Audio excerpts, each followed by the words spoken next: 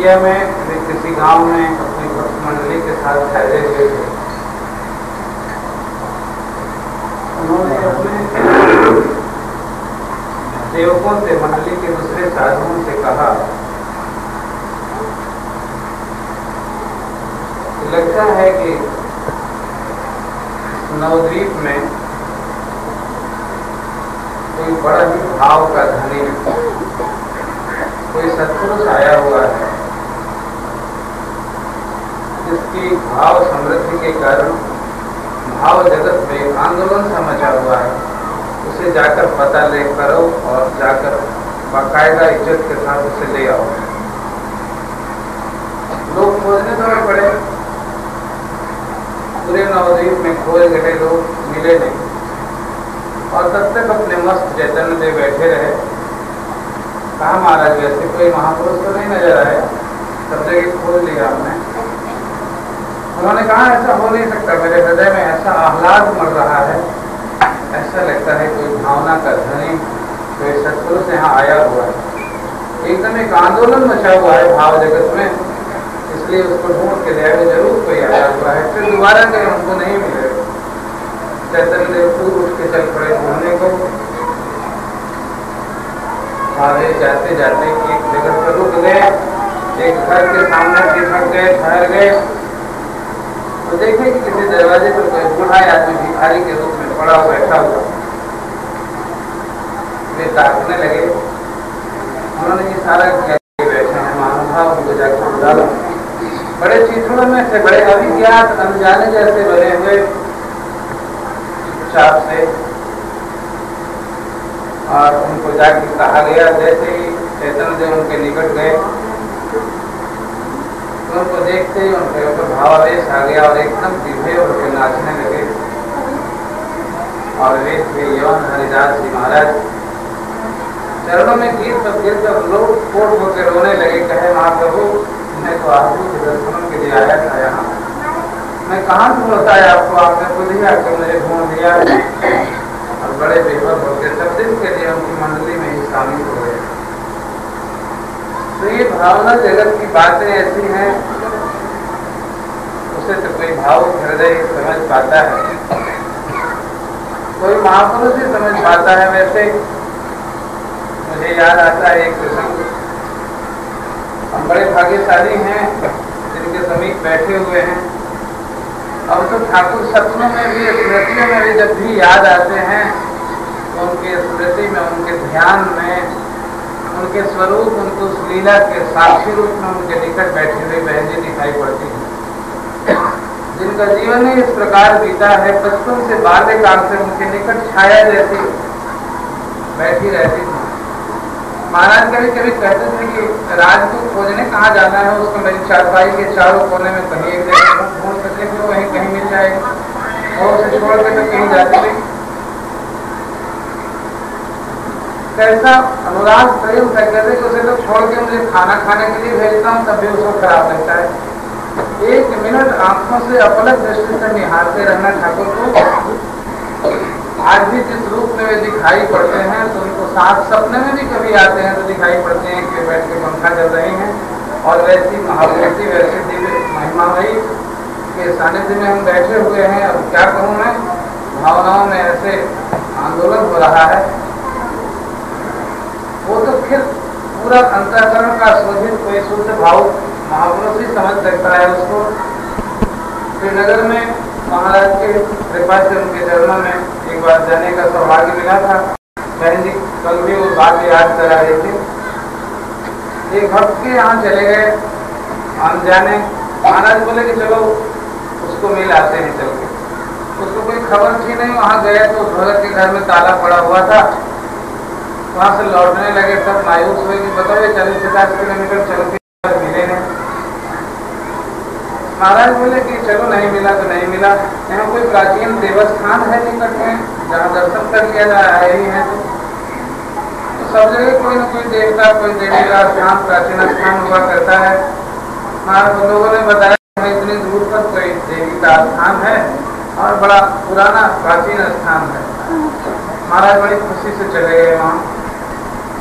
और वहाँ जाकर टूटा सा मंदिर, वहाँ कोई पुजारी भी नहीं है, एकदम साक्षात बैठ जाते थे मंदिरों में और बैठ गए वहाँ स्थिर होके करीब घंटा भर चुपचाप ध्यान में बैठे रहे और एकदम मुद्रा इतनी प्रसन्न हो गई उनकी कि उठ के चलने लगे। तो हाथ पकड़ के उनको बैठाया गया गाड़ी में, लेकिन एकदम उन्मन हालत में थे, अंतर्भाव में अपने खोए हुए थे। तो दूर दूर जाते जाते तक हमारे साथ में स्वामी जी थे। तो हम लोग तो सोच रहे थे कि पता नहीं महाराज जी को भगत नहीं मिला, इसके चलते उदास तो नहीं है और कुछ बोल नहीं रहे हैं, कुछ हंस नहीं रहे हैं, बड़े असामान्य और बड़े गंभीर दशा में थे। तो उनको उनकी जरा गंभीरता तोड़ने के ख्याल से उस महात्मा ने कहा महाराज जी आज बेकारी दिन गया, आज का हम लोगों को बता के आना चाहिए। जैसे उनको सद्भावना जताई जा रही थी कि बेकारी आए, महाराज जी साहब उसी के लिए अफसोस। जैसे ही बेकार का नाम लिया महाराज एकदम बिल्कुल सिर मिला गए। कहा कि क्या कहा, बेकार दिन के, आज से अच्छा दिन और कहाँ होता है, बेवकूफ कहीं का, ऐसे बोल दिया बेकार दिन गया। तो भगत मिला होता, 400 लड्डू खिलाता, 100 रुपये दे दिया होता तो अच्छा दिन हो जाता और माँ का दर्शन को मुफ्त में गया। बनियागिरी क्यों नहीं किया, दुकान करके छोड़ के साधु का कपड़ा पहना हुआ है और ऐसे ही देखता है कि बार बार की बातों में। महाराज ने बड़ा डांटा, हमको चोट लगी। हम तो साथ वाले तो बिल्कुल अंधे थे, भावना का बुलंद हृदय था और वे तो अंतर जगत के जानने वाले। जब महाराज को उनको माँ का दर्शन हुआ तो आह्लाद में मस्त थे बिल्कुल और हमें लगता था कि जैसे अफसोस है, गमगीन है। ये दुनिया के हानि और लाभ तो संसार के लोगों को हुआ करते हैं, महापुरुषों से हमने अंतर क्या हुआ करता है, शारीरिक दृष्टि से तो हमारे आप जैसे ही हुआ करते हैं, लेकिन संतों की विशेषता ऐसी होती है, हमें कोई मान मिलता है तो हमारा मन उछल जाता है और उन्हें सारी दुनिया मान देती है तब भी चेहरे पर कोई हर्ष नहीं होता। हमें कोई अपमान देता है तो भी हम बिल्कुल तिलमिला उठते हैं, उन्हें अपमान भी मिलता है तो उसको कुछ नहीं समझते। हमें मुझे धन मिलता है तो हम खुश हो जाते हैं, धन मिलता है तो कुछ नहीं सत्कारी में लगा देंगे, लेकिन उसका कोई प्रतिक्रिया, कोई बहुत आह्लाद नहीं हुआ करता। कारण कि हर्ष भी चित्त की एक विकार और विकारी दशा है, विकारी भाव है और क्षोभ जो है दोनों दो तरफ से, दो है, लोहे की कड़ी है तो एक सोने की कड़ी है, दोनों और वो साधु निराला रहता है। उन दोनों से ऊपर जाके अपने मन को मारा हुआ हर्ष शोक मानाप मान्यो तुल्यो तुल्य मित्रादि पक्षयो, मित्र और हरि दोनों के पक्ष में तुल्य रहता है। उस संतुलन की दशा को ही संतत्व कहते, वही संत हुआ करता है। मन को साधा हुआ नाम जप से, साधना से, भक्ति से, अनुराग से, किसी तरह से अपने मन को ऐसा बना लिया कि संसार के द्वंद्व से प्रभावित नहीं करते। हजारों मान दुनिया देने वाले जयकारे लगावे, क्या होता है, कुछ नहीं होता, उसको कोई प्रभाव नहीं, चेहरा एकदम स्थिर बना रहता है। यंत्रों में और जी एक कहानी कर रहे थे बंगाल में, एक पंडित थे, बड़े अच्छे प्रचारक थे, बहुत सारे भागवत के कथाकार थे और उसी महाराज जी का एक प्रोग्राम बन गया, उनकी कथा कई दिनों से चल रही थी। तो कथा में बड़ी भीड़ हुआ करती थी, बड़ा सम्मान देते थे, तो महाराज जी उसी मंच पर उनकी कथा के बाद बैठे हुए थे, चले गए। लेकिन अब तो ये कथा केवल मुंह भर का है, बुद्धि है और हृदय की कथा जिनकी अनवरत चल रही है, जिनकी जीवन ही, जिनकी कहानी ही पूरी भागवत जीवन ही जिनका बना हुआ है, और वो तो उसके मूर्ति थे और पूरे माताओं का, भक्तों का तांत्रिक लग गया माला बनाने के लिए घंटा भर। शायद पंडित के मन में कुछ ऐसा आ रहा होगा कि बताओ हमने इनको प्रेमी बनाया, हमने इसको धार्मिक बनाया, इनके अंदर में प्रवृत्ति थी भगवान की पूजा की और संतों के आदर करने, मुझे कोई पूछता नहीं है, बाबा जी को माला चढ़ाए जा रहे हैं। हमारा जी चुपचाप शांति से, उनको तो कोई कुछ होता नहीं था और मालाएं हम हटाए जा रहे थे, घंटा भर माल्यार्पण होता रहा, उनको हटाया गया। महाराज प्रवचन के क्रम में कथा कहने लगे कि किसी साधु ने एक मंदिर बनवाया और मंदिर में कृष्ण जी की बड़ी अच्छी मूर्ति बैठाई। उसने मूर्ति को देखने के लिए, उस दिव्य मंदिर भव्य था और मूर्ति के दर्शन करने के लिए तांता लगा। जन्माष्टमी के दिन सारे आदमी बिल्कुल धक्कम झुका हो रहा है, जैसे भी बाबा साहब हुआ करता है। तो उसकी मूर्ति बनाने वाले मूर्तिकार को खबर लगी या मूर्ति तो ऐसी दिव्य आपकी बनी हुई है, इतने अच्छे की लगता है, प्रत्यक्ष बैठे हुए भगवान और उनके दर्शन के लिए भीड़ लगी हुई है। उसके मन में लगा कि मेरी 4 आदमी प्रशंसा करें कि मैंने ये मूर्ति बनाई है। वो बेचारा आ गया, तो जितने लोग बरामदे में फूल लेके जय श्री कृष्ण कर रहे हैं, उनको रोक रोक के कहता जाए, भाई जो मूर्ति है ना, ये हमने बनाई है। तो लोग ताक के कहे, अच्छा पगला है, बनाई है तो क्या करेंगे। अब कोई उसकी ओर ध्यान न दे और दिन भर लोगों से पूछता रहा, मैंने बनाई है मूर्ति, मैंने बनाई है मूर्ति, मैंने पत्थर मकराना से मंगवाया, हाथ कला से ये किया, ऐसा नाक भी इतना सुंदर मैंने ही बनाया, सब किया। वो कहता है पागल ही, जाओ ना बनाया है, तो किनारे हम दर्शन करने की क्या करे तुम्हारा। और कोई कुछ नहीं किया। तो अंत में जाके उस बाबा को कहा, महाराज सारे दिन लोग मूर्ति की, मेरी बनाई हुई मूर्ति की महिमा करते रहे और मुझे कोई एक बार में पूछा भी नहीं। तो कहे कि अच्छा ऐसा करो कि मूर्ति के बगल में कल जाकर बैठ जाना, शायद एक माला तुमको भी पड़ जाए। वहाँ बैठ गया जाके, तो देखे कि सारे लोग मूर्ति चढ़ाए जा रहे हैं, मूर्ति में फूल चढ़ाए जा रहे हैं। वो रोक रोक के कहे मूर्ति मेरी बनाई हुई है, मूर्ति मेरी बनाई हुई है। तो कहे तो तार के सिर्फ झल्ला के लोग के पगला कह क्यों बैठ गया, पुजारी भी नहीं है। पुजारी को कहे तो हटाइए ना, बालिका करते हैं बैठ। और दिन भर डांटी लगती रही, एक माला काहे को पढ़ने जाए, लोग बल्लाते में पर अच्छा पागल है। और लोग पसीने पसीने हो रहे हैं भगवान के दर्शन करने के लिए। वो कहता है मैंने बनाई है, मैंने बनाई है। अंत में फिर शाम को बड़ा निराश होकर गया और उस पुजारी को पूछा, उस साधु को, मैं तो दिन भर देखता रहा और मेरी मूर्ति को लोग माथा पटके जा रहे हैं और मुझे कोई पूछा नहीं, मैं बताया जा रहा था अपना परिचय तब भी। दादा हंसने लगे, भाई तुम कोई परेशान हो माला चढ़वाने के लिए, माला उसको नहीं चढ़ती जो चढ़वाना चाहता है। देखो ना मूर्ति पर माला चढ़ रही थी, अब कोई लोटा पटक दे रहा था माथे पर। न मूर्ति को पटकाने का कोई दम था, न फूल चढ़ाने का कोई हर्ष। तू अपने मन को यदि ऐसा बना ले कि न मूर्ति का हर्ष हो, न कोई मूर्ति न पहनावे माला न पहनावे, तो उसका गम नहीं है। तू भी मूर्ति जैसा बिल्कुल यदि बन जा तब तो अच्छा होगा। अभी तो तुम्हें बुरा लग रहा है, तो निश्चित रूप से तुम्हें जो माला पहनाएगा तो तुम खिल जाओगे। मूर्ति तुम्हें खिलती है ना, गम आती है, मूर्ति जैसा कैसे तुम्हारा सत्कार होगा। इसलिए मूर्ति जैसे यदि अपने मन को बना लो तो सच में तुम्हारी भी पूजा हो रही। कहा कि तो बताइए कैसे बनावे। आप तो अभ्यास करने की बात, अपने मन को रोकना पड़ेगा। बाबा ने एक मंत्र बता दिया, कहा कि चुपचाप बगल में कल जाके बैठ जाओ और किसी की ओर देखो ही नहीं। कोई मूर्ति पर चढ़ाता है क्या करता है, ताको मत, कोई उम्मीद ही न रखो, कोई आशा ही न रखो कि मुझे कोई फूल चढ़ाएगा। और एक तब चुपचाप अपने ऐसे सांस करके और ख्याल करो, इससे उतरो और चढ़ो, उतरो और चढ़ो। उसके ऊपर बस मंत्र बता दिया और उसी में लगाए रखो मन को। यदि कदाचित तेरे मन को फूल चढ़ा भी देता है कोई, तब भी कोई नहीं चढ़ाया, तो जैसे मैं भी लकड़ी हूँ, लकड़ी पर तो इतनी, उस मूर्ति पर तो इतने कितने मूर्तियाँ चढ़ रही हैं, इतने फूल माला है, लेकिन उसको कोई हर्ष नहीं है। तो तुमको भी देखना मन, खुश नहीं हो, रोकना मन को। जहाँ खुशी हुई तो फिर बिगड़ जाएगा। और कोई नहीं चढ़ाता है तो उसका गम भी ना करना है बड़ा डिफिकल्ट काम। कहने में कितना आसान होगा, इसको साधने में जन्म कर जाते हैं। वो बेचारा बैठा रहा बाबा और सांस पर चुपचाप चुपचाप जप करे। और कभी कभी लगे ताकि कितनी भीड़ और इतनी मूर्ति तो बढ़ती थी पहले की, ये मेरी मूर्ति पर चढ़ा रहे हैं। मन करे भी तो बाबा के कहे मुताबिक रोकता था कि नहीं, हमको चढ़े चाहे नहीं चढ़े हमको कोई मतलब नहीं। और उसको रोकता जाए, रोकता जाए, रोकता जाए। और बस रोकते रोकते 1 दिन 2 दिन 3 दिन ऐसा बैठा रहो। मंदिर का दिव्य प्रभाव था, ध्यान के लिए भी अनुकूल। गीता में भगवान कहते हैं सुचौ देशे प्रतिष्ठाप्य, कहते हैं आसन स्थिर हो। और उसके साथ में सबसे ज्यादा जो है स्थान की सुचिता, जो प्रार्थना पूजा और ध्यान इत्यादि मंदिरों में किया करते हैं, इन महापुरुषों के कमाई वाले संतों के पास बैठ के किया करते हैं। और अपने घरों में कर्म इनमें 100 गुना ज्यादा अंतर पड़ेगा। तो बेचारा मंदिर में बैठा हुआ और बता दिया जो मंत्र था, सांस पर चुपचाप उतरे और चढ़े। मन जरा उम्मीद भी कभी कभी करे, गफलत में मन का स्वभाव है, जाए तो उसको पकड़ के ले आए। कहा नहीं हमको माला चढ़े चाहे नहीं चढ़े कोई मतलब नहीं। और दिन 2 दिन 4 दिन में ऐसा होने लगा कि उसका मन एकदम शांत हो गया। शांत होने से चेहरा दमकने लगा। चेहरे में हम सबों का चेहरा इतना खराब बना क्यों रहता है और बालक का चेहरा क्यों इतना सुंदर रहता है? बच्चा संकल्पहीन है, चिराग देश से रहित है बेचारा, और केवल माँ से अनन्य प्रेम है, एकदम भोला भाला है। कोई कपट नहीं, कोई बनावट नहीं, कोई संग्रह नहीं, कोई आकांक्षाएं नहीं है। और मन एकदम आंदोलित, आंखें हंसी हुई, गाल पिचके हुए, चेहरे पर 900 हवाइयां उड़ रही हैं। इसका कारण क्या है? किसी तहसील तनाव है, कोई अपेक्षा, कोई उम्मीद में जीते हैं हम, उसके चलते हम परेशान रहा करते हैं।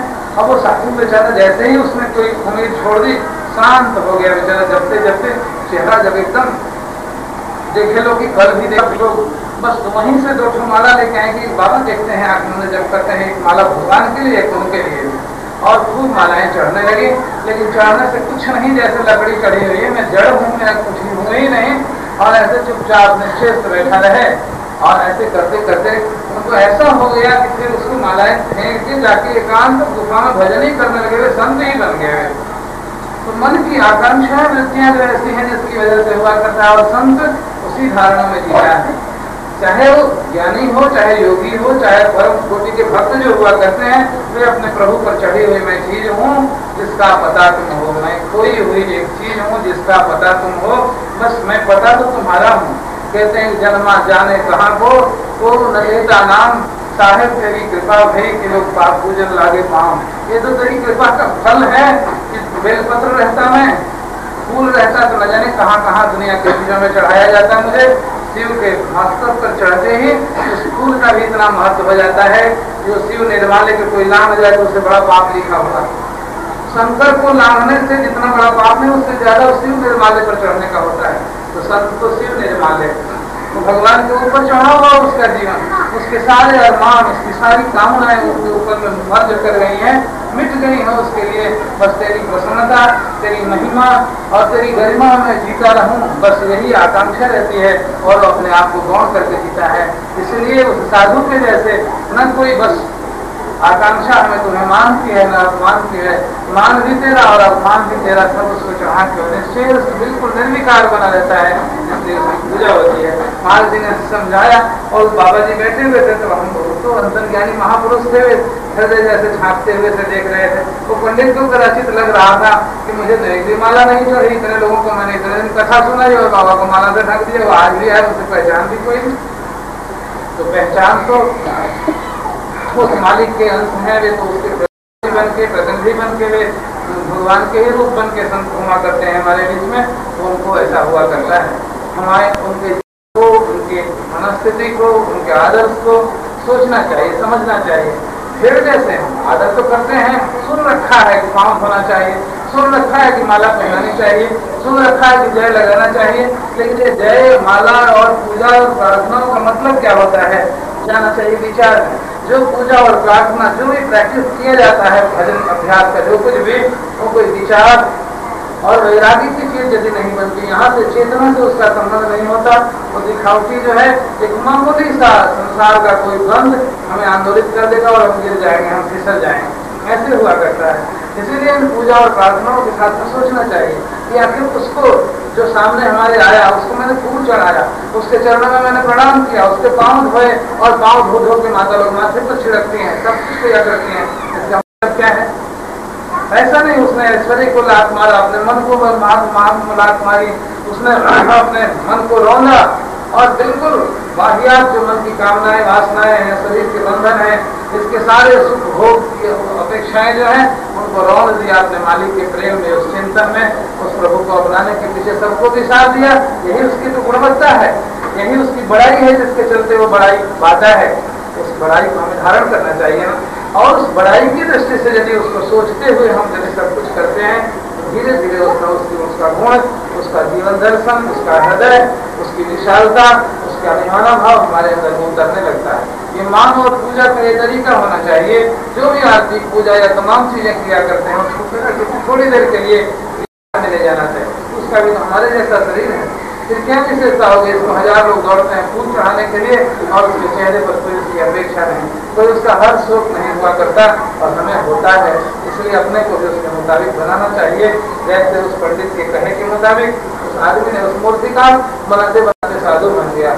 इसलिए वैसे सोचते सोचते भी हमारे अंदर में भी दैवत का है। हम चाहते तो जरूर हैं कि हमें भी वैसा हो, लेकिन चाहने से तो होता नहीं है, वो स्थिति प्राप्त करनी होती है हमको, और वह बड़ी आसानी से प्राप्त हो जाता है, उसका प्रयास करने से नहीं। कोई यांत्रिक विधि नहीं है जिससे वो प्राप्त किया जा सके। वो हाइट जो है मन की, वो हाइनेस को प्राप्त करने के लिए उस भूल की स्थितियों में पहुंचे हुए जो महापुरुष हैं, भगवान के मंजूर नजर हैं, उन पर लिखे हुए, जिनके जीवन का इतना बड़ा मूल्य है, उनके संत हैं, उनके सेवक, उनके प्रेमी हैं, उनकी याद इस रूप में अंदर से बिल्कुल हृदय से उनको सोचते हुए, उनके गुणवत्ता, उनके त्याग तपस्या को, उनकी उस पढ़ाई को महसूस करते हुए यदि उनको आदर प्रेम देंगे, निश्चित रूप से उनका आशीर्वाद, उनका स्नेह उनका वो गुणधर्म, उनकी मानसिकता हमारे बीच में करने लगेगी। दिन दिन यही उस दिव्य सत्ता की ओर हम बढ़ते जाएंगे तो हमारा जीवन धन्य हो जाएगा।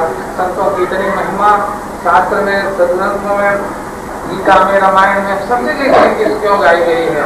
कहते हैं कि भगवान जब प्रसन्न होते हैं तो प्रसन्न होकर अपने नहीं मिलते, प्रसन्न होकर संत भेज देते हैं।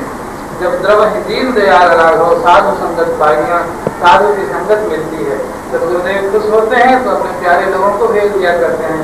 उनको देख के उनको जाना पहचाना जा सकता है। बागीचे को देख के उसके माली की गुणवत्ता पर, उसके कलाकृति पर, उसकी बड़ाई पर ख्याल आता है कि कैसा माली होगा जिसने इतना सुंदर बाग को बना रखा है। इसलिए जिसके सानिध्य में लग के जिसका जीवन इतना पवित्र बना, इतना उन्नत बना, इतना दिव्य भाव बना, जो अपने आत्म भाव में सबको, अपना भाई, अपना सूरज, अपना परिवार, पूरे वसुधा को भी उस प्रभु के रूप में देख के और हंसित रहता है हरदम। न उसका काहू से दोस्ती, न काहू से बैर, न कोई अपना घर, न निशान। कल गुरु महाराज जी की बातें कहा करते थे कि महाराज से पूछता था, विरक्त अवस्था में बताते थे अपना परिचय बताइए, तो कहते थे पता क्या घाट बतलाऊं, निशा सब बेनिशाए अपना, जहाँ आसन जमा बैठा वहीं समझा मकाए अपना। बस ऐसे संतों का तो वही डेरा है, वही है उनके मालिक का परिचय ही उनका परिचय है। बस उनका जहाँ गुणगान होता है, उनके जहाँ प्रेमी जन मिलते हैं, वही उनके अपने सुहृद है और वही उनका घर है। बाकी निशान तो ये सिर मुड़ा के और सारी जाति और सारी बातें, सारे नाम, सारे परिचय सब समाप्त करके स्वाहा कर दिया गया उनके उस महाभाव में। अब बचा तो केवल एक ही परिचय, उनके नाते हैं, उनके बंदे हैं, उनके सेवक हैं और यथाशक्ति के अपने संस्कारों के मुताबिक उनको अपनाने में लगे हुए हैं। जो आगे हैं अपनाए हुए हैं, उनको यदि प्रेम देंगे, उनको श्रद्धा देंगे, उनको आदर देंगे, उनको हृदय से विचार पूर्वक यदि प्रणाम करेंगे तो उनका वो आशीर्वाद करेगा, तो मालिक भी खुश होंगे। जैसे हाकिम को खुश करने के लिए उनके बेटे को दुलाने लगे तो उनकी बड़ी आशीर्वाद और आपके ऊपर मेहरबानी सहज ही आसानी से हो जाएगी। उसी प्रकार से जो चाहो कि वो घनश्याम की मुझ पर नजर पहले, उनके आशिकों के खाक पा में कर गुजर पहले। भगवान को प्रेम करने के लिए उनके भक्तों को, उनके संतों को उनसे भी ज्यादा मोते अधिक कर लेखा। भगवान कहते हैं यही सब हाथ हमारे भरोसा, मोते अधिक संत कर लेखा। मेरे से भी अधिक मेरे संत को जो मानता है उसको मैं ज्यादा प्यार करता हूँ कि हृदय में अपने आप उतर जाते हैं। इसलिए निश्चित रूप से इस आदत से, इस प्रेम से, इस आयोजन से, आपके इस आह्लाद से वे परम प्रभु, वे सदगुरुदेव भगवान वो पूरी सत्ता के साथ में आज आपको आशीर्वाद प्रदान करते होंगे। उनके इतना निकट, इतने प्रिय पात्र वैसी दिव्य हस्ती को आपने आज इतना सत्कार किया, आपने मान दिया और इतने लोग जुट के आपने इतना भाव अपने उनके चरणों में निवेदित किया। उसके लिए उस परंपरा की तरफ से गुरु भगवान के उस महान दैवी ऐश्वर्य की तरफ से सबको आशीर्वाद मिले, सबका कल्याण हो, सबके हृदय में उनका प्रेम, उनका धर्म भाव उतरे, आपका जीवन मंगल में के लिए शुभकामना करता हूँ। दुनिया बहन जी के चरणों में विनती करता हूँ, बड़ी कृपा की इतने दिनों के बाद में कहीं जाती नहीं, बिल्कुल स्वभाव ऐसा है, अपने अंदर में ही रमण करने का स्वभाव है। महाराज के बाद तो और भी अंतर्मुख हो गई हैं, बहुत दुर्लभ था, सोचता भी नहीं था कभी कि कैसे यहाँ आ पाएंगे। दिल में ख्याल आता था बचपन से ही, शुरू से ही किया, जिनका जीवन ही महाराज जी के अगल बगल संग में गुजरा है। कहीं कहा ही मैंने महाराज को याद करने के साथ शायद ही बगल में बैठी हुई दिख जाती है। आज भी बहुत दिन पहले से चर्चा किया करता था, लेकिन सोचे नहीं था ऐसा कि कभी मौका भी मिलेगा तो हम लोगों के बीच में भी आएंगे। ये मालिक की ही बड़ी कृपा मानता हूँ जिन्होंने प्रेरित करके ऐसा संयोग बना दिया कि हमारे बीच में आज उपस्थित हैं। बहुत ही कम है, वे अपने आप में गुम रहती हैं। बिल्कुल ऐसा संत व्यक्ति है, महाराज ने उनका नाम ही संत प्रेमा, शुद्ध प्रेमानंद रखा है। शुद्ध प्रेमानंद कितना गुणवान महाराज तो संस्कारों को पढ़ने वाले थे और उन्होंने ऐसा नाम रखा। उस प्रेम मूर्ति को देखा हमने आज, उनको परखा, उनको आदर दिया, उनका आशीर्वाद मिले सब पर और भगवान का प्रेम प्राप्त हो, गुरु महाराज जी के चरणों में अनुराग हो। उनसे भी विनती प्रार्थना है इसी प्रकार अपने जीवों को आशीर्वाद प्रदान करके जाए, सबका जीवन मंगलमय हो और मालिक की तरफ सबका अनुराग होता जाए। इस शब्द के साथ विराम करता हूँ। प्रसाद और आरती के बाद बोली दया